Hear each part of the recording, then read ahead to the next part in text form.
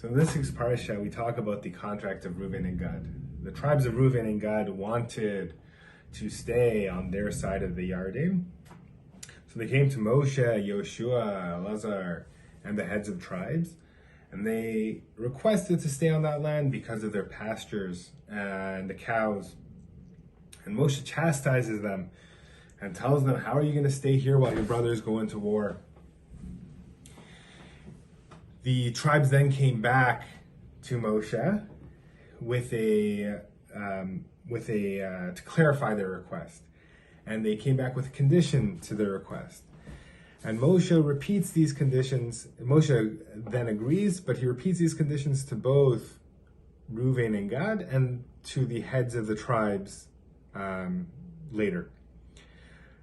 And when you look at the repetition, there are some significant differences in how Moshe presents it to Reuven and Gad and to the heads of tribes. When he presents it to Reuven and Gad, he focuses on sinning against God. If they don't go into the land, if they're not the shock troops, if they don't go in first, then they'll have sinned against God.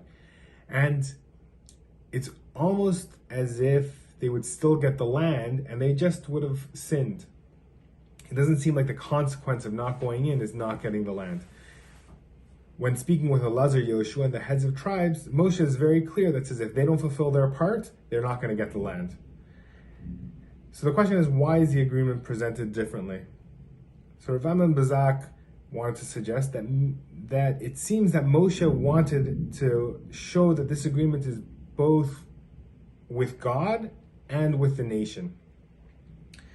That there was both a religious and an ethical obligation in this agreement. So when he was speaking with Reuven and Gad, Moshe was emphasizing the deal with God.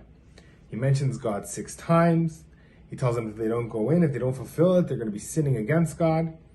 But when Moshe is talking to the tribes, he's emphasizing the Bein Adam Lechavero, the ethical obligation that the tribes, Reuven and Gad, have with the rest of the nation. And he emphasizes how the tribes are going to cooperate and how they're going to take the lead. So a question that I had with this was, why, when Moshe was talking to Reuven and Gad, did he focus on the Bein Adam L'Makom aspect of the conditions? So I thought maybe the reason that Moshe focused on the religious obligation when talking with Reuven and Gad was because of the way they made the request initially. When they first came, they didn't come with the gung-ho attitude that they're going to go in and fight alongside their brothers, and only after that will they go home to their pastures.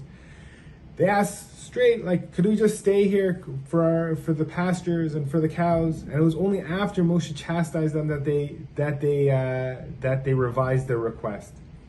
Moshe knew that people are more motivated when there's a religious obligation attached. And he wanted to stress this to Reuven and Gad in order that they didn't try to justify their actions, their way out of completely fulfilling their obligation with the rest of the nation. Have a good Shabbos.